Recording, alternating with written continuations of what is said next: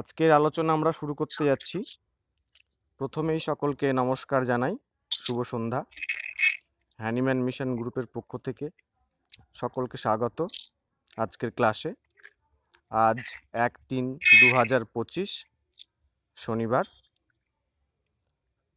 আমাদের হ্যানিম্যান মিশনে বেশ কিছু চিকিৎসক আছেন যারা অনুরোধ করেছেন থুজা এবং সাইকোসিস নিয়ে আলোচনা করার জন্য। ইতিপূর্বে থুজা এবং সাইকোসিস নিয়ে আলোচনা হয়েছে, তাও কিছু জনের অনুরোধে স্যার আজকে আলোচনা করবেন থুজা এবং সাইকোসিস। আজকের আলোচক আমাদের শ্রদ্ধেয় ডক্টর তপন কুমার ঘোষ মহাশয়, এবং তার সঙ্গে আমাদের গ্রুপে আরও অনেক বিদগ্ধ চিকিৎসক রয়েছেন, তার মধ্যে অবশ্যই ডক্টর নীলকান্ত সরকার স্যার। আজকে আলোচনাটা আরও ভালো হবে আশা করছি। সকলকে অনুরোধ করব শেষ অবধি আলোচনায় থাকার জন্য, এবং ক্লাস চলাকালীন আপনারা কেউ আনমিউট হবেন না। স্যারকে অনুরোধ করব আজকের আলোচনা শুরু করার জন্য। ধন্যবাদ।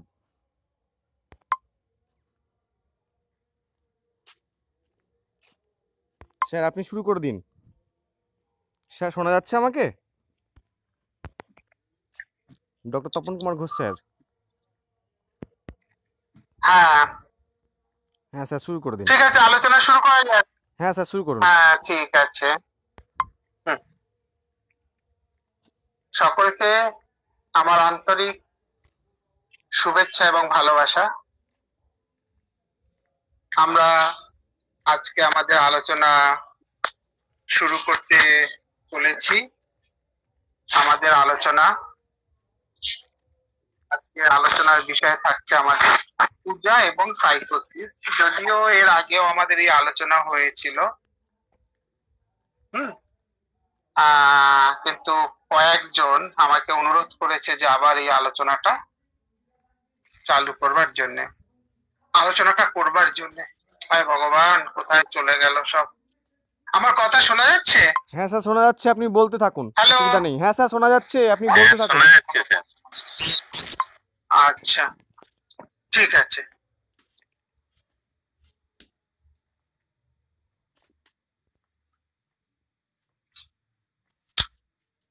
আমরা আলোচনা করব থুজা এবং পাশাপাশি। বেশি কথা বলবো না, মূল আলোচনাতেই যাব। বেশি কথা বলে সময় নষ্ট করার কোনো দরকার নেই।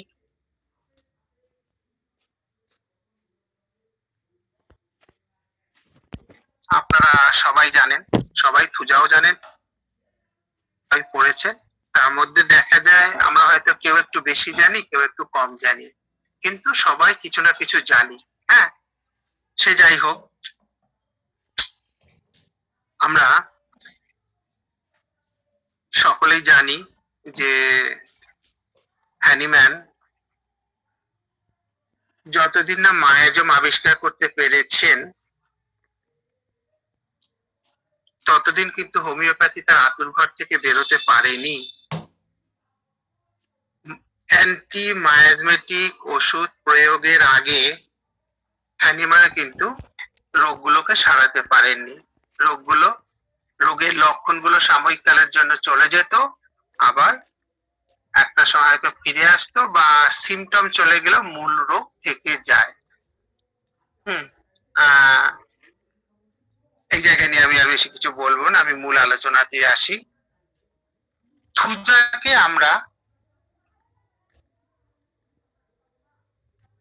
কিং অফ অ্যান্টিসাইকোটিক মেডিসিন বলে থাকি। হ্যাঁ, কারণ সাইকোটিক মেডিসিন গুলোর মধ্যে যতগুলো সিমটমস আছে তার মধ্যে বেশি পাওয়া যায় থুজার মধ্যে। কিন্তু প্রতিটি সাইকোটিক মেডিসিনের মধ্যে এমন কিছু লক্ষণ পাওয়া যায়, হ্যাঁ, যে লক্ষণগুলো দিয়ে আমরা সঠিক ওষুধটিকে চিনে নিতে পারি। যেমন অ্যান্টিসাইকোটিক মেডিসিনের মধ্যে থুজা ছাড়াও বহুল ব্যবহৃত ওষুধ যেমন রয়েছে মেডোরিনাম, আমাদের নেট্টাম সালফ, আমাদের ক্যামোমিলা, স্যাবাইনা, ক্যানাবিস, হ্যাঁ, সিনাবারিস এই সমস্ত ওষুধগুলো রয়েছে। আমরা প্রত্যেকটা ওষুধে বিশেষ বিশেষ মানে লক্ষণ পাই। তবে যেহেতু একটা গ্রুপ, হ্যানিম্যান লক্ষণ ভিত্তিক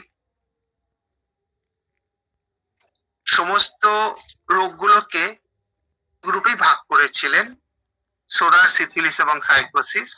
সকলেই সে কথাটা জানা। আমরা ক্যারেক্টার গুলো কিন্তু সাইকোটিক মেডিসিন গুলোর ভেতরে পাই, কিন্তু সিমটম অনেকগুলোই আলাদা আলাদা থাকে, প্রত্যেকের আলাদা থাকে। সেগুলো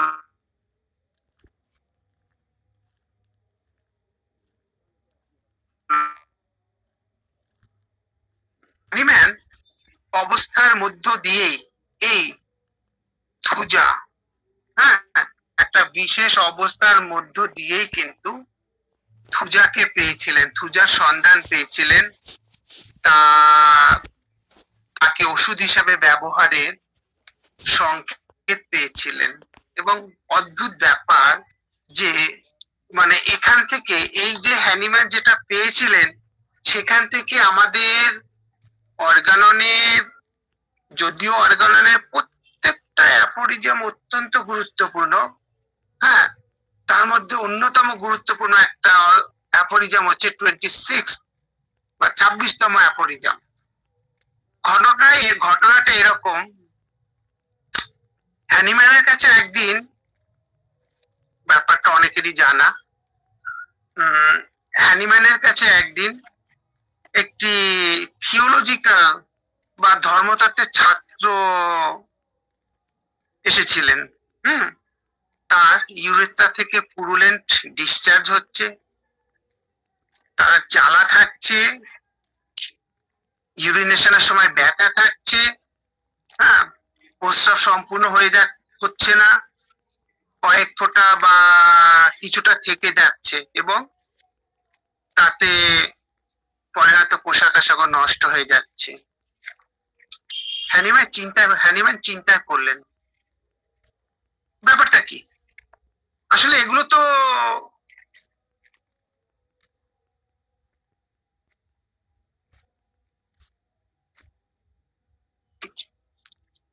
তার এটা কি করে হতে পারে? হ্যানিম্যান কিন্তু প্রথম দিন তেমন ভাবে কিছুই বুঝতে পারলেন না, ওষুধও বুঝতে পারলেন না। ছেলেটিকে পরের দিনে আসতে বললেন।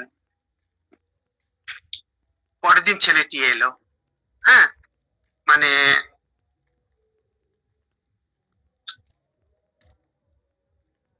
তখন তার ছাত্র কোনো খারাপ জায়গায় যায়নি, কারণটা কি?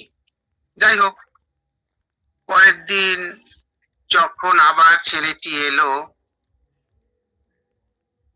তাকে জিজ্ঞাসা করতে শুরু করলেন, হ্যাঁ, এবং সে থেকে জানা গেল যে ওই ধর্মতত্ত্বের ছাত্রটি বাগানে ঘুরতে ঘুরতে থুজা যে গাছ আরবার ভিট আর কি, যাই হোক, বা থুজা এর কয়েকটি পাতা চিবিয়েছিল, হ্যাঁ, এর কয়েকটি পাতা চিবিয়েছিল, এবং হ্যানিম্যান বুঝতে পারলেন এটাই ঘটনা, যে ওই পাতা চিবানোর ফলেই তার এই লক্ষণগুলো এসেছে।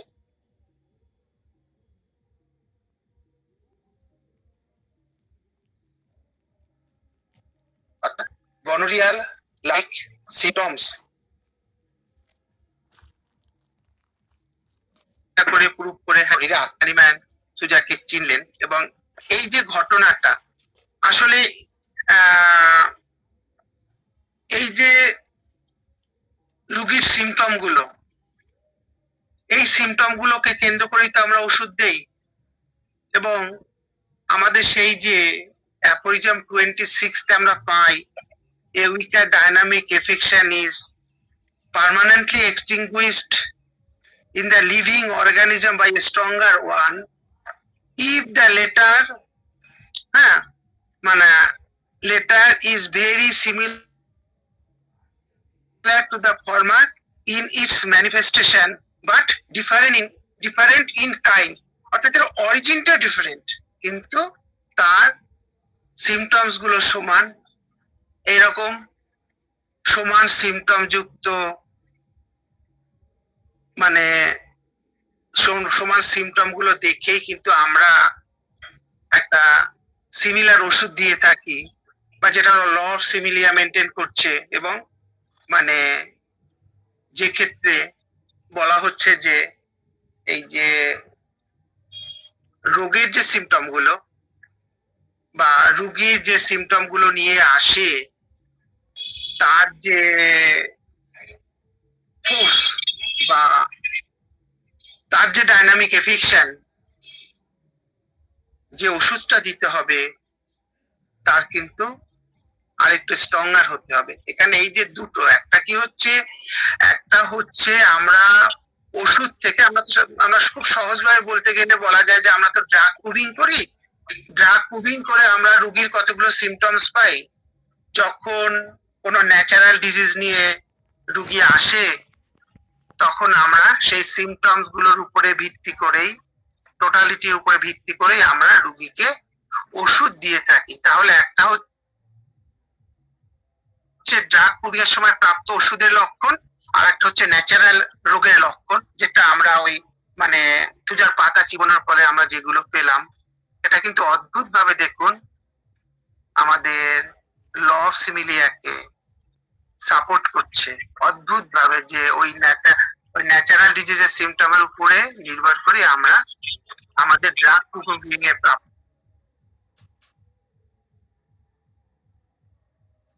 এবং ওষুধটা কিন্তু মানে ন্যাচারাল অ্যাফেকশন, ওষুধের অ্যাফেকশনটা কিছু আর একটু বেশি হতে হবে। সেই জন্যই অ্যাকচুয়ালি আরো সহজ করে বলতে গেলে বলা যায় যে আমাদের কিন্তু পোটেন্টাইজড ওষুধ দিতে হবে, বা ডায়নামাইজড অবস্থাতে ওষুধ দিতে হবে। আচ্ছা, যাই হোক, এই যে সাইকোটিক পেশেন্ট গুলো মেন্টালি এবং ফিজিক্যালি ইনকোঅর্ডিনেটিং, অর্থাৎ যার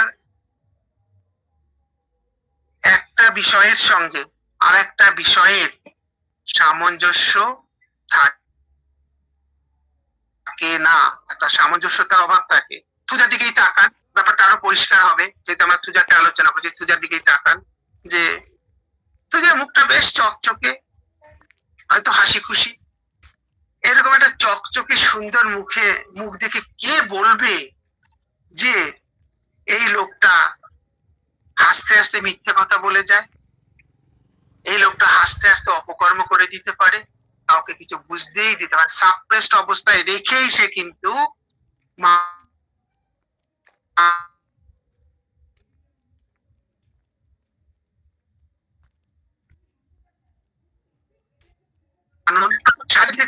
সেখানেও কিন্তু এই ইনকোঅর্ডিনেশনের প্রমাণ ব্যাপক রয়েছে। হ্যাঁ, ব্যাপক রয়েছে। ডক্টর জেন কাঞ্জিলাল তার থ্রি ফান্ডামেন্টাল মায়াজম বলতে গিয়ে রাইটিংস অন হোমিওপ্যাথিতে বলছেন যে সোরা মানে ফাংশনাল ডিস্টারবেন্স তৈরি করে, বা সেন্সিটাইজিং মায়াজম, সোরা সেন্সিটাইজিং মায়াজম দেখতে পাই যে রোগীর ফাংশনাল ডিস্টার্ব গুলো করে থাকে, ফাংশনাল ডিস্টারবেন্স আসে, এবং অতি অবশ্যই শরীর পেশেন্ট খুব সেন্সিটিভ হয়, সেটা তো আমরা সবাই জানি। মেন্টালি এবং ফিজিক্যালি শরীর পেশেন্ট খুব সেন্সিটিভ, যেমন অতি সহজেই ব্যথা বেদনায় কাবু হয়, সেরকম অতি সহজেই মেন্টালিও সে আঘাতপ্রাপ্ত হয়, বা মানসিক দিক থেকে অতি সহজে সে ভেঙে পড়তে পারে। আবার এই সাইকোটিক হচ্ছে ইনকোঅর্ডিনেশন, মেন্টালি এবং ফিজিক্যালি কিন্তু সে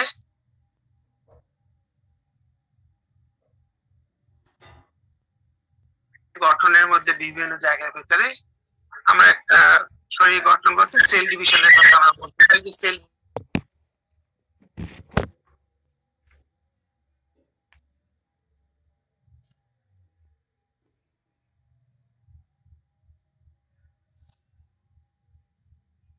মেন্টালি ডিস্ট্রাকটিভ, সে তো জিনিসপত্র ভাঙচুর, জিনিসপত্র নষ্ট করা, হ্যাঁ, কাউকে বুঝতে না দিয়ে হঠাৎ কাউকে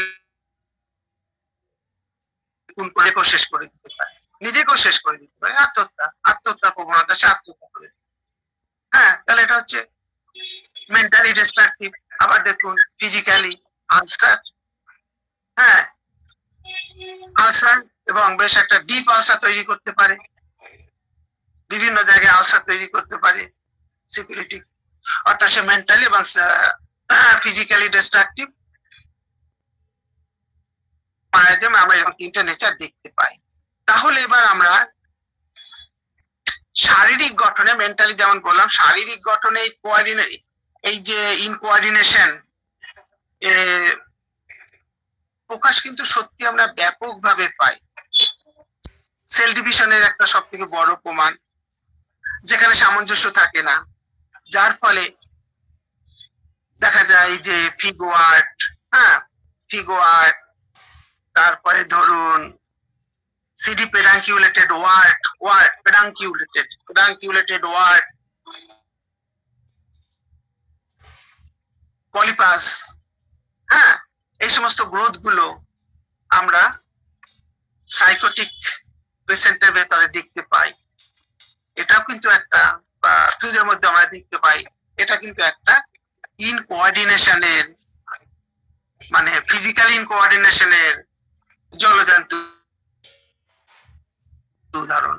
বা কিংবা দেখা যায় যে হয়তো শরীরে কোনো একটা জায়গায় একটু বেশ সরু হয়ে গেছে, অন্য জায়গায় তার থেকে বেশি মোটা, মানে প্রপোর্শনালি গ্রোথটা হয়তো ঠিকভাবে নেই, হ্যাঁ, যেটা আমরা শরীর পেশেন্টের ভেতরে দেখতে পাই। তার গ্রোথ গুলো বেশ নরমাল বা সামঞ্জস্যপূর্ণ, হ্যাঁ। আর যেটা সাইকোসিসে মানে অসামঞ্জস্যপূর্ণ। ইনকোঅর্ডিনেশনের আরেকটা উদাহরণ পাই আমরা, তার ব্যথা হ্রাস বৃদ্ধির কথা ভাবুন, তাকিয়ে দেখুন, বা আমরা দেখতে পাই প্রতিনিয়ত থুজা সহ, শুধু থুজা নয়, সকল সাইকোটিক মেডিসিন গুলোর ব্যথাগুলো বাড়ে কিসে না, রেস্টে, অথচ আরাম হয় কন্টিনিউ মোশনে। হ্যাঁ, আরাম হয় কন্টিনিউ মোশনে। ভাবতে কেমন লাগে না যে আমরা নয় হোমিওপ্যাথিক ডাক্তার, আমরা মায়াজম বুঝি, তাই আমরা জানি ও না, এটা তো একটা ইন্ডিভিজুয়াল টু ইন্ডিভিজুয়াল ভ্যারি করে, ইন্ডিভিজুয়াল মায়াজমের ইন্ডিভিজুয়াল ক্যারেক্টার থাকে। হ্যাঁ, স্বাভাবিক অবস্থায় কি মনে হবে, আরে ব্যথা নড়াচড়া করলেই তো ব্যথা বাড়বে। দেখবেন বহু পেশেন্ট কিসে আরাম হয়, হয়তো তার ব্যথার এই যে মডালিটিস, তার যে ব্যথার নেচারটা হচ্ছে শরীর, হয়তো বলেই বসে থাকবে, সে তার কথা ভেবে, ডাক্তার ব্যথা তো চুপচাপ থাকলে, আমরা বহু পেশেন্টকে বলতে শুনি, তো ব্যথা তো চুপচাপ থাকলে আরাম হবে, ব্যথা কি চলাফেরা করলে তো ব্যথা বাড়বে, নড়াচড়া করলে ব্যথা বাড়বে, কারণ ওই পেশেন্টটি অ্যান্টিসোরিক পেশেন্ট, তাই সে মানে তার ব্যথার নেচারটা, হ্যাঁ। কিন্তু সাইকোসিস পেশেন্ট বলবে, ডাক্তার বাবু শুয়ে বসে থাকতে পারি না, শুয়ে বসে থাকলেই ব্যথা বাড়ে, হ্যাঁ, আমি বসে আছি, চলতে যাব আর আমার ব্যথাগুলো শুরু হয়ে যায়, হ্যাঁ, তা ব্যথা কমে কইছে, হ্যাঁ, এই তারপর কেমন থাকে না, ডাক্তারবাবু যত বেলা হয় চলাফেরা করতে করতে, কাজকর্ম করতে করতে আমার ব্যথাগুলো আস্তে আস্তে কমে যায়, অর্থাৎ কন্টিনিউ মোশন অ্যামেলিওরেশন, যেটা সাইকোটিক পেশেন্টের একটা নেচার, কন্টিনিউ মোশন অ্যামেলিওরেশন পেইনের, বিগিনিং এ অ্যাগ্রাভেশন, কন্টিনিউ মোশন অ্যামেলিওরেশন। হ্যাঁ, সেটা দেখবেন সাইকোটিক পেশেন্ট গুলো বলে সকালবেলা বিছনা থেকে উঠতে খুব কষ্ট হয়, হ্যাঁ, বিছনা থেকে উঠতে কষ্ট হয়, উঠে ঘোরাতে থাকি, ঘোরাতে ঘোরাতে আস্তে আস্তে আস্তে আস্তে আমার ব্যথাগুলো কমতে থাকে। আমি বোধহয় একটা পেশেন্টের কথা বলছিলাম একদিন আলোচনা প্রসঙ্গে। আচ্ছা, ঘটনা চাপে সকল বন্ধু থেকে বলছে আমার পড়াশোনা কিন্তু টোটালি বন্ধ আমার চোখের জন্য। আমি কিন্তু পুরনো পড়াশোনার উপরেই বলছি, আমি নতুন করে বই পেয়ে ঘাটি না, কারণ আমি লেফট রাইট এখন দেখতে পাচ্ছি না, এখন আমার ভিশন আসেনি। হ্যাঁ, লেফট রাইটে যাই হোক, তবু আমি চেষ্টা করছি। আমি একটা পেশেন্টের কথা আগে বলেছিলাম, এবং আমার চেম্বার এখানে আলোচনায় যারা রয়েছেন তার মধ্যে অনেকে আমার চেম্বারে থাকেন, নিয়মিত যাতায়াত করেন, তারা সে রুগীকে দেখেছেও, যে রুগীটা বলছিল যে ডাক্তারবাবু কি কষ্ট, অফিসে এই টেবিল থেকে ও টেবিলে যেতে পারি না। অনেকেরই বোধহয় মনে আছে রুগীটা সম্পর্কে, বা আমি বলেছিলাম বা চেম্বারে দেখেছিলেন, ডাক্তারবাবু এই টেবিল থেকে ও টেবিলে আমি যেতে পারি না। হ্যাঁ, তা খুব কষ্ট হয়। আচ্ছা, আপনার অফিস থেকে অফিসে কিসে যাতায়াত করেন? তবু বাসে যাতায়াত করি। অফিস থেকে বাস স্ট্যান্ড কত দূর? হেঁটে যেতে কত সময় লাগে? কিসে যান? বলে হাঁটি, মিনিট 15 হাঁটি তো বটেই। হ্যাঁ, প্রথমে খুব কষ্ট হয়, তারপর হাঁটতে হাঁটতে হাঁটতে দেখা যায় যে আমি সহজে হেঁটে চলে যাচ্ছি। অর্থাৎ এই যে কন্টিনিউ মোশন অ্যামেলিওরেশন, এটা কিন্তু একটা সাইকোটিক নেচার, এবং আমাকে এভাবে বুঝিয়ে প্রশ্ন করতে হবে রুগীর কথাটাকে কতটা বাস্তব, সেটা কিন্তু আমাকে জানতে হবে। হ্যাঁ, তাহলে এটাও তো ইনকোঅর্ডিনেশনই বটে। হ্যাঁ, এটাও তো ইনকোঅর্ডিনেশন, যে ব্যথা চলতে চলতে এক্সারশনে বা যে চলাফেরা করতে করতে তার ব্যথা মানে কমছে। যাই হোক, আর এই সাইকোটিক পেশেন্টের মেডিসিন পেশেন্ট গুলোর মধ্যে, সাইকোটিক পেশেন্ট গুলোর মধ্যে সবসময় আর একটা ব্যাপার, সেটা হচ্ছে একটা মিসিং লিঙ্ক। এর ভেতরে একটা মিসিং লিঙ্ক থাকে, যার প্রকাশ আমরা, ব্যাপারটা আসছি ব্যাখ্যায়, যার প্রকাশ কিন্তু থুজাতে আমরা ব্যাপকভাবে লক্ষ্য করি। হ্যাঁ, কিরকম? থুজা কথা বলছে, সে কথা বলতে বলতে কি বলছে ভুলে যায়। সে লিখছে, লিখতে লিখতে সে ভুলে যায়। হ্যাঁ, কথা বলতে গিয়ে সে ভুল শব্দ ব্যবহার করে, বানান ভুল করে ফেলে। হ্যাঁ, কথা বলার সময় কথার সামঞ্জস্যতা হারিয়ে ফেলে, এবং অনেক সময় জিজ্ঞেসও করে যে ডাক্তারবাবুর জন্য কি বলছিলাম। আমাদের মধ্যেও হয় এরকম ঘটনা, যে হয়তো লেকচার দিচ্ছি, লেকচার দিয়ে কিন্তু ভুলে গেছি আমি কোথায় বলছিলাম। এটা আমাদের ভিতরেও আসতে পারে।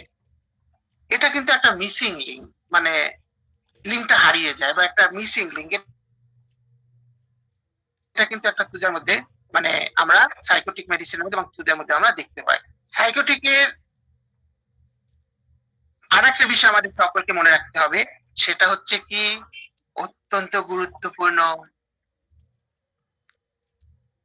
মেন্টালি যে আমরা যার প্রকাশটা দেখতে পাই, মেন্টাল ব্যাপারটা একটা কথা, সেই যে আমাদের ডক্টর জেইস অ্যালেন কনিক মায়াজামে আপনারা সবাই পড়েছেন, যে mind is the vice president governor of the body. হ্যাঁ, মেন্টাল সিমটমস আর ওয়ানস ওন সিমটম। আসলে মানসিক লক্ষণগুলো একজন ব্যক্তির নিজস্ব লক্ষণ, এবং মানসিক লক্ষণগুলো একজন ব্যক্তিকে পরিচালনা করে, এবং সেই জন্য বন্ধু, মানসিক লক্ষণ ছাড়া কিন্তু ওষুধ দেওয়া খুব দুষ্কর। মানসিক লক্ষণ ছাড়া ওষুধ দিলে কিন্তু রোগ সারতে চায় না, এবং আমাদের সব সিমটম, সব মোডালিটিস সব ঠিক আছে, কিন্তু দুটো জায়গা, মানসিক লক্ষণ এবং তার পারিবারিক রোগ ভোগের ইতিহাস, পারিবারিক রোগ ভোগের ইতিহাস, সেটা কিন্তু ভীষণভাবে গুরুত্বপূর্ণ এবং মায়াজম চিনতে কিন্তু তাদেরকে ভীষণভাবে সাহায্য হয়। হ্যাঁ, আচ্ছা, যাই হোক, এই যে মোরাল ডিজেনারেশন, যার ফলে আমরা কি দেখতে পাই? সাইকোটিক পেশেন্টদের এই যে মানুষকে ঠকানো, এই যে প্রতারণা, হ্যাঁ, হিংসা, জেলাসি আর কি, জেলাসি, প্রতিহিংসা পরায়ণতা, ভিন্ডিকটিভনেস আর কি, ভিন্ডিকটিভ, প্রতিহিংসা পরায়ণ, ভিন্ডিকটিভ বা ক্রুয়েলটি বা নিষ্ঠুরতা, হ্যাঁ, সব ব্যাপারে একটা সন্দেহ, সাসপিসিয়াসনেস, হ্যাঁ, এই সকল বিষয়গুলো সাইকোটিক পেশেন্টের মধ্যে প্রকাশ পায় এবং যার ভেতরে মরাল সেন্সটা খুব স্ট্রং থাকে, মরাল সেন্স যার ভেতরে বা নীতি এবং আদর্শ বোধ যে রুগীর ভেতরে থাকে, সে কিন্তু এইসব কাজগুলো করতে পারে না। কিন্তু যার ভেতরে, যার এই মরাল ডিজেনারেশন হয়ে গেছে, হ্যাঁ, মরাল ডিজেনারেশন হয়ে গেছে, তার মরালিটি নষ্ট হয়ে গেছে, সেই রুগীরা কিন্তু অতি সহজেই এইসব অপকর্মগুলো করে যায়। তাহলে সাইকোটিকের এই যে ডিজেনারেশন, মানে ডিজেনারেশন অফ মরাল সেন্স একটা সাইকোসিসের ভালো লক্ষণ। তাহলে ইনকোঅর্ডিনেশন, মোরাল ডিজেনারেশন অফ সেন্স, এইসবগুলো কিন্তু একটা খুব ভালো লক্ষণ। হ্যাঁ, আর একটা কথা অবশ্য ঠিক যে সিমটম বা এগুলো হলেও বা ফ্যামিলি হিস্ট্রি প্রদান হলেও, তবে আমরা কিন্তু মডালিটিসকে ছাড়তে পারি না। হয় যে মডালিটিসকে বাদ দেওয়া যায় না। ডক্টর কাঞ্জিলালের ভাষায় তো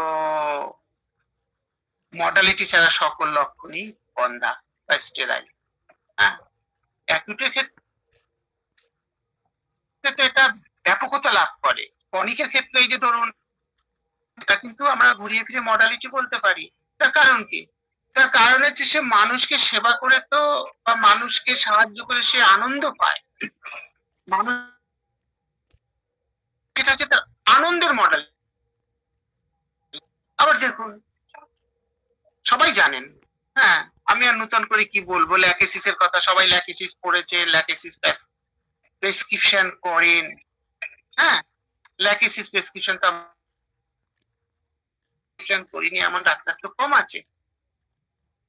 অনেক কথা বলতে থাকে, বগর বগর বগর বগর বগর, এই থাকে। তার মানে কি? তার মানে এই যে এত কথা বলাটা, এটা হচ্ছে তার একটা মেন্টাল ডিসচার্জ, এটা হচ্ছে তার মেন্টাল ডিসচার্জ। এই মেন্টাল ডিসচার্জ, এটা একটা মডালিটি। তাহলে কথা বলে সে আনন্দ পায়, হ্যাঁ, এটাও কিন্তু একটা মডালিটি, মেন্টাল ডিসচার্জ। যাই হোক, আমরা একটু থুজার মাইন্ডের দিকে আরেকবার তাকাই। আমরা আরেকবার একটু থুজার মাইন্ডের দিকে তাকাই যে থুজার একটা, এর বাইরে থুজা একটা অত্যন্ত কমন মেন্টাল সিমটম হলো ফিক্সড আইডিয়া। হ্যাঁ, একটা ফিক্সড আইডিয়া, যেমন স্ট্রেস পারসন সর্বদা তার পাশে রয়েছে, মানে পাশে একটা অপরিচিত লোক রয়েছে, তার বডি এবং দেহ এবং আত্মা আলাদা অস্তিত্ব, হ্যাঁ, তার পেটে যেন একটা কিছু জীবন্ত কিছু রয়েছে, তার পেটে কিছু একটা জীবন নড়ছে, হ্যাঁ, আচ্ছা, তার দেহটা কাচের তৈরি, তার দেহটা কাচের তৈরি, হ্যাঁ, এই লক্ষণটা কিন্তু, এই যে দেহটা কাচের তৈরি হয়ে যাবে, কিন্তু আমি অন্ততপক্ষে সাইকোটিক মেডিসিন গুলোর আর কোথাও পাইনি। হ্যাঁ, আপনারা পেয়েছেন কিনা আমি জানি না, আমি কিন্তু পাইনি যে তার দেহটা কাচের তৈরি, ভেঙে যাবে। হ্যাঁ, আচ্ছা, অন্যান্য সমস্ত সাইকোটিক ব্যাপার হচ্ছে যে সাইকোটিক পেশাটা হচ্ছে খুব হারি হয়, সুজাও কিন্তু হারি, খুব চটপট কাজ করে, সবকিছু সে দ্রুত ছাড়ে। হ্যাঁ, সবকিছু সে দ্রুত ছাড়ে। হ্যাঁ, এবং আমরা পাই এই সাইকোটিক পেশেন্ট যেমন থুজা বা মেডোরিনাম। হ্যাঁ, এত তাড়াতাড়ি কাজ করে, এত দ্রুত কাজ করে যে কাজ করতে করতে সে হাঁপিয়ে যেতে পারে। হ্যাঁ, হাঁপিয়ে যেতে পারে। সোরার ক্ষেত্রে ঠিক এর উল্টোটা আমরা দেখতে পাই, সোরা খুব দুর্বল পেশেন্ট, পেশেন্ট দুর্বলতার জন্য সে হয়তো তাড়াতাড়ি হাঁপিয়ে পড়ে বা এক নাগাড়ে অনেকক্ষণ কাজ করতে পারে না, কিছুক্ষণ কাজ করে বিশ্রাম নিয়ে আবার সে শুরু করে। আর সাইকোসিস হচ্ছে এত হারি যে কত তাড়াতাড়ি কাজটাকে শেষ করব, কাজটাকে কত তাড়াতাড়ি শেষ করব, এটা কিন্তু একটা সাইকোটিক নেচার। এবং থুজাতেও কিন্তু এই হারিডনেস ব্যাপারটা থাকে। Thuja irritable patient, Thuja jealous. হ্যাঁ, থুজা জেলাস থাকে থুজা। আচ্ছা, থুজা ঝগড়াও করে, কোয়ারেলসাম। তবে একটা মজার ব্যাপার আছে। হ্যাঁ, থুজা ঝগড়াটা করে বাড়ির লোকজনের মধ্যে, এবং মেনস্ট্রুয়েশনের সময় সেটা কিন্তু আরো বেড়ে যায়। যখন পিরিয়ড আসে, পিরিয়ডের সময় কিন্তু আরো বেশি ঝগড়া করে, এবং ঝগড়াটা কিন্তু করে মানে সে তার নিজের লোকেদের সঙ্গে, স্বামী, এদের সঙ্গে সে ঝগড়াটা করতে অভ্যস্ত বা ঝগড়াটা করে থাকে। কিন্তু অন্যদের সামনে, যেমন ডাক্তার বা যারা অপরিচিত, তাদের সামনে খুব ভালো, খুব ভালো, নম্র, ভদ্র, সাবপ্রেসিভ মাইন্ডেড, চেপে রাখছে, চেপে রাখছে, প্রকাশ করছে না। কিন্তু সে ঝগড়া করে। তুজা কিন্তু আবার লোকজন পছন্দ করে না, লোকজন পছন্দ করে না, সে একা থাকতে ভালোবাসে, ভালোবাসে। আর অতি অবশ্যই কেস রেকর্ডিং এর সময় তো আমরা অতি অবশ্যই তার এই সিমটমটা নিই যে আপনি একা থাকতে পছন্দ করেন না, লোকজন পছন্দ করেন। যদি তুজার পেশেন্টটা কিন্তু বলে লোকজন ভালো লাগে না, আমার একা থাকতে ভালো লাগে, একদম। এবং আমি তো এই আর একটা প্রশ্ন সঙ্গে সঙ্গে করি যে একা থাকতে ভালো লাগে, সে যদি বলে তখন কিন্তু আমি ঘুরিয়ে আর একটা প্রশ্ন করি যে যদি আপনার পুরো বাড়িটা ফাঁকা হয়ে যায় তাহলে কেমন লাগবে? বলে আমার কোনো অসুবিধা নেই, আমার কোনো অসুবিধা নেই, সাহসী। হ্যাঁ, সে খুব সাহসী, বা একদম একাও তেমন থাকতে চায়, তার সাহস। তুজা কিন্তু খুব সাহসী হয়, তারই জিয়াস পেশেন্ট সাহসী, তুজার কিন্তু প্রচন্ড সাহস থাকে। সে অনেকে দেখেছি, আমি অনেক পেশেন্টকে দেখে বলি ও ডাক্তার, ও ভয় ডর আমি কিছু করি না, আমি রাত 12টা 1টার সময় শ্মশান দিয়ে হেঁটে চলে আসবো, তাতে আমার কিছু যায় আসে না। হ্যাঁ, আমি ওই নিয়ে কিছু ভাবিও না। হ্যাঁ, এরকম এরকম সাহস পূজার ভেতরে দেখা যায়। হ্যাঁ, আরেকটা কথা যেটা বলছিলাম যে পুরো বাড়িটা যদি ফাঁকা হয়ে যায় কেমন লাগবে, বলে তো না ডাক্তার, পুরো বাড়িটা ফাঁকা হয়ে গেলে কিন্তু আমি ঘরে একা থাকি, আমার পাশের ঘরে লোকজন থাক, আমার বাড়িতে লোকজন থাক, যেটা আমরা লাইকোপোডিয়ামের। আর যদিও লাইকো একটা টাইমায়াজমেটিক মেডিসিন, তার ভেতরে আমরা সোরাল, সাইকোসিস, সমস্ত মানে সমস্ত মায়াজমেটিক সিমটম আমরা তার ভিতরে দেখতে পাই। আচ্ছা, বহু চুজার পেশেন্ট দেখে যে সে রোগা হয়ে যাচ্ছে। হ্যাঁ, সে রোগা হয়ে যাচ্ছে, সে কি করে বারবার তার হাতটা ঘুরিয়ে ফিরিয়ে তার মুখে সৌন্দর্য নষ্ট হয়েছে কি? বারবার আয়নার ভেতরে তার যে তার সুন্দর মুখটা আছে কি না। হ্যাঁ, সাইকোটিক পেশেন্টরা কিন্তু ডিপ্রেশনেও ভোগে। হ্যাঁ, সাইকোটিক পেশেন্টরা কিন্তু ডিপ্রেশনেও ভোগে, যা পূজার মধ্যে আমরা দেখতে পাই। হ্যাঁ, আচ্ছা, এবং এই ডিপ্রেশনের জন্যে সে কিন্তু সুইসাইডও করতে চায়। তবে তুজা সুইসাইড অনেক চিন্তা ভাবনা করে প্ল্যান প্রোগ্রাম করে সে হয়তো সুইসাইড করতে যায়, আবার জানলা দিয়ে লাফিয়ে সে সুইসাইড করতে চায়, জাম্পিং ফ্রম উইন্ডো, জানলা দিয়ে লাফিয়ে পড়ে সে সুইসাইড করতে চায়। এরকম সিমটম আমরা পূজার ভেতরে দেখতে পাই। আর এই সুইসাইডের কথা যখন বললাম, সিফিলিটিক পেশেন্টের সুইসাইডের টেন্ডেন্সিটা অনেক বেশি থাকে। প্ল্যান কোনো ব্যাপার না, হঠাৎ দুম করে কিছু বুঝতে দিল না, সে গিয়ে ঝুলে পড়লো। দুম করে ঘরে ইঁদুর মারা ওষুধ রয়েছে, ঘরে অনেক পেশেন্ট পেয়েছি যে চাষের জন্য চাষের খেতে দেবে বলে বিষ এনে রেখেছে, এই করে গিয়ে খেয়ে নি। হ্যাঁ, কিন্তু সোরার ক্ষেত্রে ভিডিও অফ করো। সোরার ক্ষেত্রে আমরা যে ব্যাপারটা দেখতে পাই সেটা হচ্ছে যে সোরার সুইসাইডাল টেন্ডেন্সি গ্রো করতে পারে, তবে সুইসাইড তেমন করতে দেখা যায় না, কারণ সে মৃত্যু ভয় পায়। সে মৃত্যুকে ভয় পায়, সুইসাইডকে সে ভয় পায়। হ্যাঁ, সে জঙ্গলে যাবে সুইসাইড করতে হাতে হারিকেন নিয়ে সে চলেছে সুইসাইড করতে, আলটিমেট হয়তো করবেও না। তবে একটা চিন্তাধারা তার ভেতরে এরকম আসতে পারে। হ্যাঁ, তার ভেতরে এরকম একটা চিন্তাধারা আসতে পারে। হ্যাঁ, আর সাইকোটিক পেশেন্টটা কিন্তু প্রতিহিংসা পরায়ণ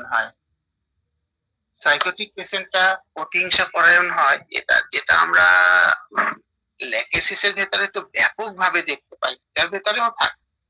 হ্যাঁ, কিরকম ব্যাপারটা, মানে ভিন্ডিকটিভ, ঝগড়া হয়েছে,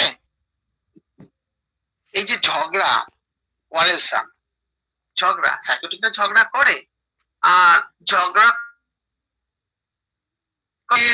মনে একটা চিন্তাধারা আসে, বাট ঝগড়াটে বা এই মহিলা ঝগড়াটে, তার মানে ল্যাকেসিস। কিন্তু বন্ধু না, সাইকোসিস ঝগড়া করে ঠিক আছে, সোরার মতো নয়, সোরা বেশি ঝগড়া। আমরা পড়তে গিয়ে দেখেছি, রেপার্টরি খুলুন, দেখুন গিয়ে নার্স ভূমিকা, পেট্রোলিয়াম, ইগনেশিয়া, সালফার, এরা ভীষণ ঝগড়া, এরা খুব ঝগড়া করে। মাত্রায় ঝগড়া নয়, তবে পার্থক্যটা কোথায়? সাইকোসিস ঝগড়া করলে যার সাথে ঝগড়া তার সাথে মিশতে চায় না। হ্যাঁ, তার সঙ্গে মিশতে চায় না। আচ্ছা, মানুষের সাথে বনিবনা কেমন হয়? আজকাল আবার মানুষকে কে বিশ্বাস করে? দেখুন ডাক্তারবাবু, আমি এরকম বলতে শুনেছি, বলে যে ডাক্তারবাবু আমার সাথে যদি, আমার পেছনে যদি কেউ লাগ দেয়, আমি ছেড়ে কাপড় পরিয়ে দিই। তারপর সে ঝগড়ুটে, আচ্ছা ঠিক আছে, তো ঝগড়া হলো, কেমন মনে রাখেন? না, আমি ভুলি না। সাইকোটিক পেশেন্ট হলে ঝগড়া করে সে ভুলবে না। বহু ক্ষেত্রে প্রতিহিংসা পরায়ণতা জন্মগ্রহণ করে। হ্যাঁ, মানে ভিন্ডিকটিভ,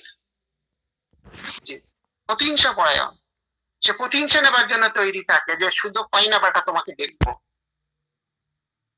সোরা কিন্তু সেটা করবে না, সরি ভুলে যাবে, নিজের থেকে সেদে যার সাথে ঝগড়া হচ্ছে মিশতে বরং তার ভেতরে একটা অনুশোচনা জন্মাতে পারে।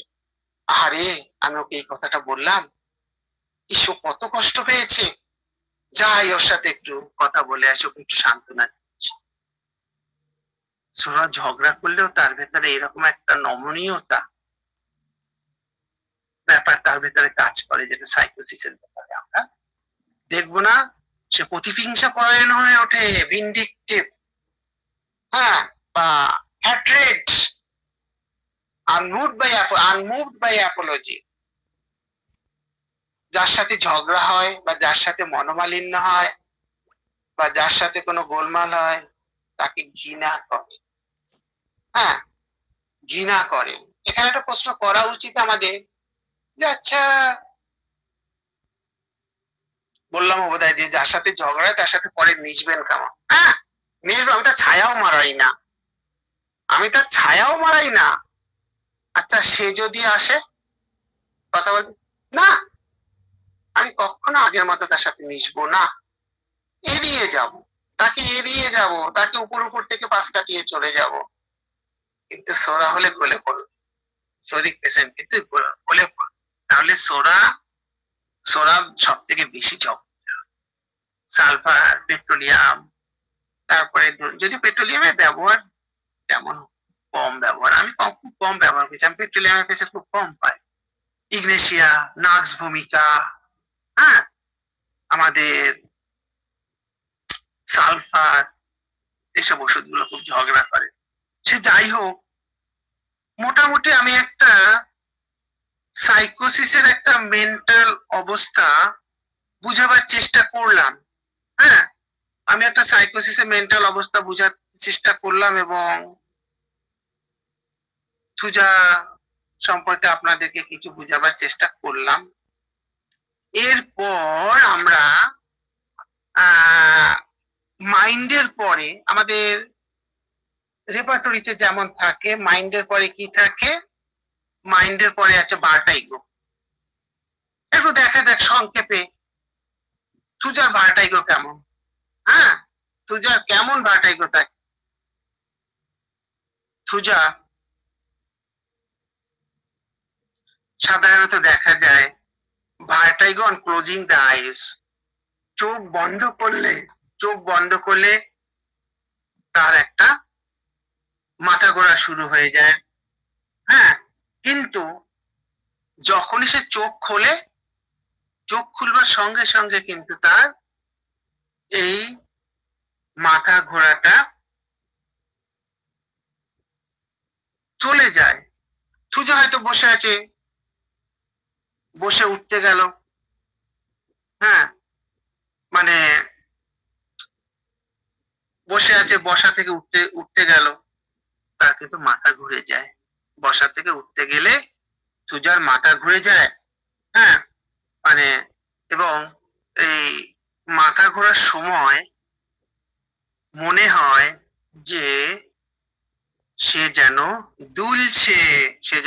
দুলছে, এরকম তার ভেতরে একটা মানে মনে হতে পারে। এবং আরেকটা ব্যাপার যেটা যে কোনো চলন্ত জিনিসের দিকে তাকালে বা কোনো দোদুল্যমান বস্তুর দিকে তাকালে তাতেও কিন্তু তার মাথা ঘোরে। তবে একটা কথা আমাদের অবশ্যই মনে রাখতে হবে, যেটা প্রচন্ড গুরুত্ব দিয়ে মনে রাখতে হবে, সেটা হচ্ছে চোখ বন্ধ করলে মাথা ঘোরা আর চোখ খুললে মানে মাথা ঘোরা বন্ধ হয়। যেমন আমরা এরকম আরো যেমন এপিসমেলে পাই সাইকোটিক মেডিসিন, আমরা ল্যাকেসিসে পাই, আমরা সিপিয়াতে পাই, হ্যাঁ, এছাড়াও সাইলেশিয়া, অ্যান্টিমটাট, হ্যাঁ, অ্যান্টিমটাটে পাই। সাইলেশিয়ার ভেতরেও কিন্তু আমরা সাইলেশিয়া আর্জেন্টাম নাইটিকাম, এদের ভেতরে কিন্তু আমরা এরকম যে চোখ বন্ধ করলে মাথা ঘোরা, চোখ খুললে মাথা ঘোরাটা চলে যায়। তবে বন্ধু হ্যাঁ, এটা সিমটম হলেও তখনও কেউ এরকম একটা সিমটমের উপরে নির্ভর করে কারোর কোনো ওষুধ ভাববেন না, এবং টোটালিটির উপরে, এবং যতক্ষণ না কেস রেকর্ডিং সম্পূর্ণ হচ্ছে, যতক্ষণ না কেস রেকর্ডিং সম্পূর্ণ হচ্ছে ততক্ষণ কিন্তু আমরা ওষুধ কল্পনা করব না। আমাদের সবসময় কিন্তু আনপ্রিজুডিস অবজারভার হতে হবে, এবং আনপ্রিজুডিস অবজারভার কতক্ষণ বসে থাকতে হবে? যতক্ষণ না পূর্ণাঙ্গ কেস রেকর্ডিং শেষ হচ্ছে।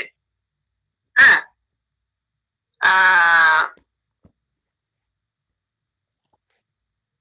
এই গত রোববার না, গত বুধবারের একটা পেশেন্টের কথা একটু বলি।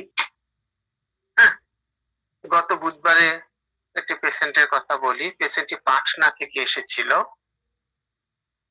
অনেক ডাক্তার দেখিয়েছে।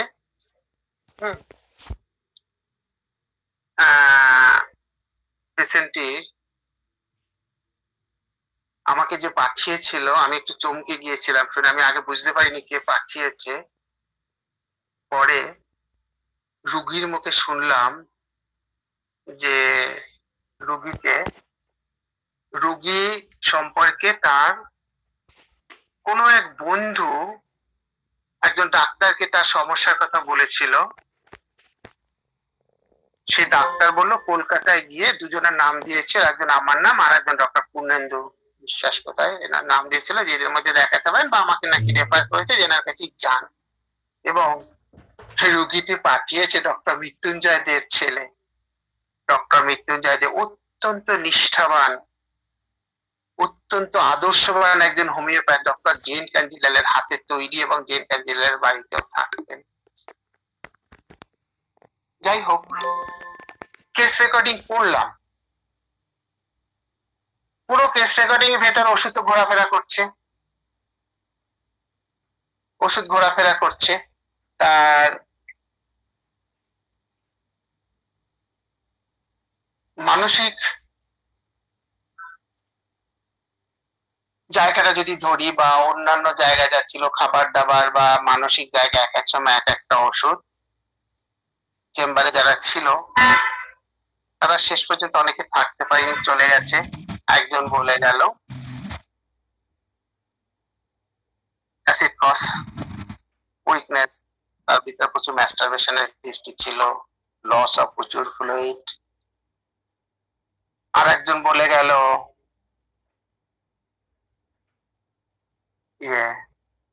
স্ট্যাফিসেক্রিয়া। কেন? রোগীর ভীষণ রাগ, history of masturbation, bad effect of masturbation, destructive, প্রচুর ভাঙচুর করে। মিসম্যানেজমেন্টের ভেতরে রয়েছে, তারা চলে গেল, অনেকে রয়ে গেল। আমি কিন্তু তখন কিছু ভাবিনি, আমি কিন্তু তখন ওষুধ ভাবিনি। পূর্ণাঙ্গ কেস রেকর্ডিং হয়ে সবকিছু নেবার পরে ঢুকলাম ফ্যামিলি হিস্ট্রিতে। হ্যাঁ, ফ্যামিলি হিস্ট্রিতে ঢুকে দেখতে পাচ্ছি, আমরা কারোর কাছে কেসটা আলোচনাও করেছিলাম যে ছাত্রদের মধ্যে অনলাইনে। ঢুকে দেখতে পাচ্ছি দাদু টিবি, দিদিমার 3বার টিভিতে মারা গেছে, কাকা টিভিতে মারা গেছে। হ্যাঁ, তারপরে হাঁপানি রয়েছে, ভীষণ কোল্ড টেন্ডেন্সি। অর্থাৎ আচ্ছা, মামাবাড়ির দিক থেকে দেখা গেল মামাবাড়ি দিদিমার টিভি, ওদিকে হাঁপানি ঠাপানি রয়েছে, আরো যা সব রয়েছে, টিউবারকুলার ডায়াথেসিস রয়েছে তাদের ভেতরে। এখন এই যে শেষ সময় ফ্যামিলি হিস্ট্রি নেবার পরে গিয়ে দেখতে পাচ্ছি যে পেশেন্টের ভেতরে বা ফ্যামিলির ভেতরে টিউবারকুলার ডায়াথেসিস রয়েছে। তাও তো এইটুকুর উপর নির্ভর করে যাবে। তার মেন্টালের দিক থেকে, ফিজিক্যালের দিক থেকেও দেখে গেলাম যে প্রচুর টিউবারকুলি নামের সিমটম রয়েছে। মেন্টালি ওই সবগুলো থাকলেও পেশেন্ট কিন্তু ভীষণ ইমপেশেন্স, এক জায়গায় বসে থাকতে পারে না। এমনকি শুধু তাই নয়, মানে গান শুনতে ভালোবাসে, এক জায়গায় বসে কিছু করবে না, টিভি দেখতে দেখবে, এক জায়গায় বসবে না। বেড়াতে ভীষণ ভালোবাসাটা, সে হচ্ছে কসমোপলিটান পেশেন্ট, কসমোপলিটান। এক ডাক্তার কেউ বলেই দিল, ডাক্তার আমি এক বেশি দিন এক ডাক্তারকে দেখিনি, দেখাই না, 2 মাস 3 মাস ম্যাক্সিমাম। সে ঘন ঘন ডাক্তার চেঞ্জ করে, জায়গা চেঞ্জ করে। তার ভেতর একটা টিমিডিটি, সব সময় একটা টিমিডিটি, ছোটবেলা থেকে তার ভেতর একটা টিমিডিটি কাজ করে। হ্যাঁ, টিমিডিটি কাজ করে, বেড়াতে ভালোবাসে, এইরকম অধৈর্য, চুপচাপ থাকতে পারে। আরো 2-একটা কি মেন্টাল সিমটম ছিল। হ্যাঁ, তা তারপরে ফিজিক্যাল জেনারেল দিকেও গিয়ে দেখলাম, যেটা খুব গুরুত্বপূর্ণ, ক্যান্ট টলারেট মিল্ক।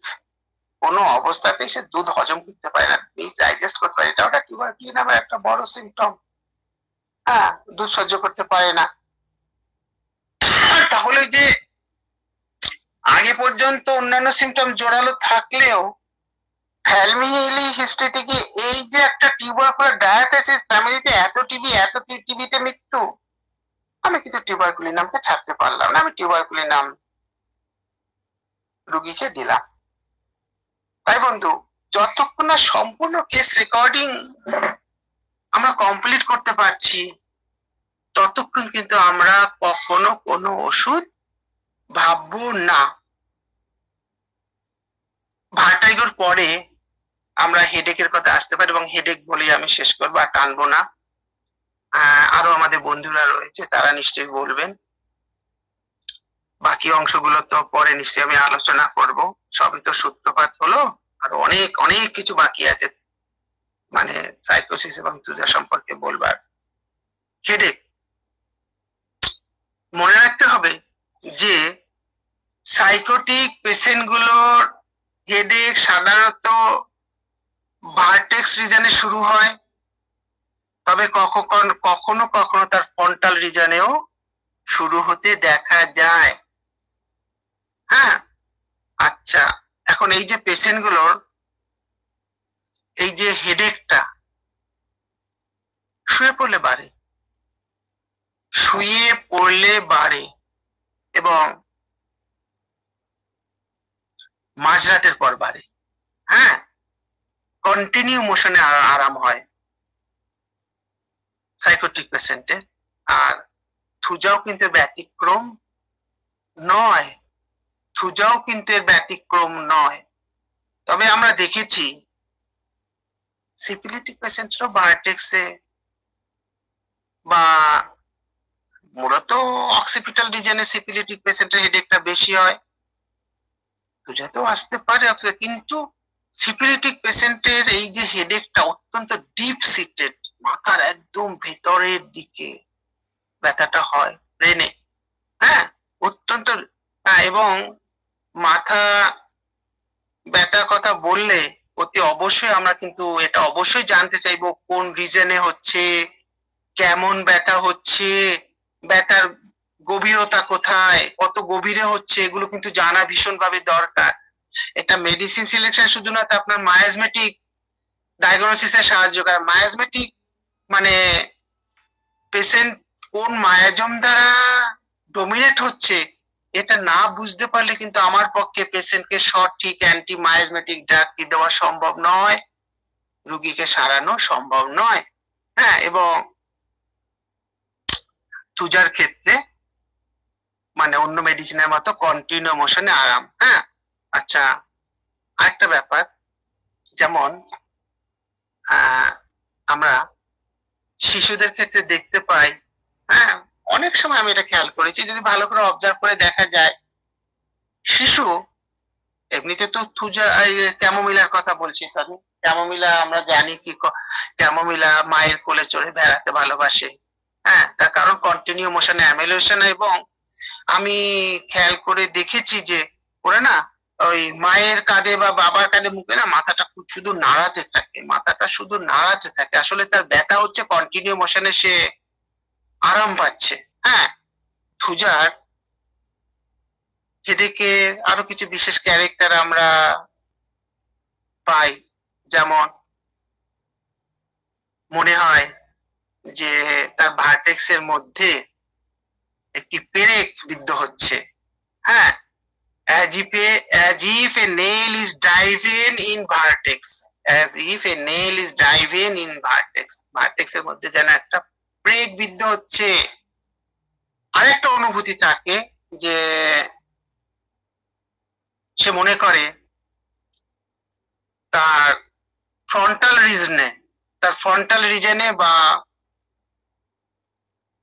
তার ভার্টেক্সে, ফ্রন্টাল রিজনে বা ভার্টেক্সে একটা কনভেক্স বাটন, হ্যাঁ, কনভেক্স বাটন চেপে বসে আছে, একটা কনভেক্স বাটন চেপে বসে আছে তার কপালে বা তার ভার্টেক্সের মধ্যে। আবার অক্সিপিটাল রিজনেও বললাম যে অক্সিপিটাল রিজনেও থাকতে পারে, সেটা কি না কনজেশন, দিয়ে ভায়োলেন্ট কনজেশন, অক্সিপিটাল রিজনে ভায়োলেন্ট কনজেশন, হ্যাঁ, অক্সিপিটাল রিজনে তার একটা হেভিনেস, বিশেষ করে সকালবেলায় থাকতে পারে, হ্যাঁ, এবং যেটা আমরা একটা মেডোতে দেখতে পাই না, সকালবেলায় হেভিনেস, তার পুরো শরীরটা যেন ভারী হয়ে গেছে এবং তার সঙ্গে কিন্তু তার মাথাটাও কিন্তু, হ্যাঁ, মানে এরকম অবস্থা থাকে। আর আরেকটা ব্যাপার যে সাইকোটিক পেশেন্ট গুলোর ব্যথার যে নেচারটা, সেই নেচারটা কিন্তু টিয়ারিং পেইন, টিয়ারিং এ ছিঁড়ে যাচ্ছে, টিয়ারিং পেইন। আর যদিও প্যারাক্সিসমাল পেইন থাকে, হ্যাঁ, প্যারাক্সিসমাল পেইনও থাকে, তারা টিয়ারিং পেইন কিন্তু মাথাতে কিন্তু একটা এর টিয়ারিং পেইন, মাথা ছিঁড়ে যাচ্ছে বা শরীর অন্যান্য জায়গায় এটা থাকতে পারে, হ্যাঁ।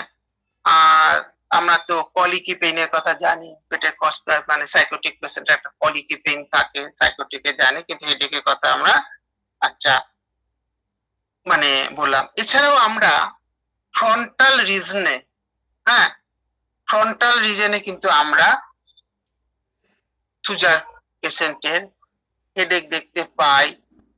মানে সেটা কিরকম, সেটা এবং এর পেছনে একটা বিশেষ কারণ থাকে, সেটা হচ্ছে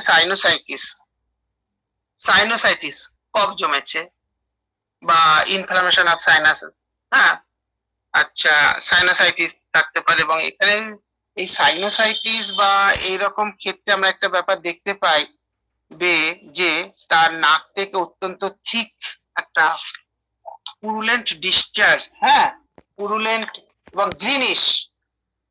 গ্রিনিশ পুরুলেন্ট বা গ্রিনিশ ব্লাডি ডিসচার্জ নাক থেকে বেরোতে থাকে, হ্যাঁ, মানে এবং তাতে একটা ওডরও পাওয়া যায়, একটা দুর্গন্ধ পাওয়া যায়, সেটা কিরকম ফিসি ওডর।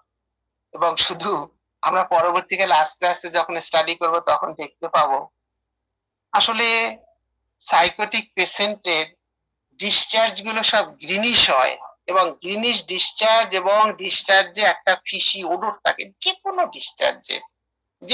ডিসচার্জে মেন্সট্রুয়াল ডিসচার্জ বলুন, নাকের ডিসচার্জ বলুন বা অন্যান্য ক্ষেত্রে এদের একটা ফিসি ওডর, হ্যাঁ, আষ্টে গন্ধ, বাংলায় সহজ বাংলা ভাষা বলতে গেলে আঁশটা গন্ধ থাকে। এছাড়া থুজার হেডেক সম্পর্কে আর যে কথাগুলো আমাদের বলা যায় সেটা হচ্ছে আনকভারিং অ্যামাইলিনেশন, হ্যাঁ, খুলে রাখলে মানে আরাম হয়, পার্সপিরেশন হলে আরাম হয়, খোলা মেলা বাতাসে ঘুরে বেড়ালে আরাম হয়, হ্যাঁ, সরি আমি একটু ভুল বললাম,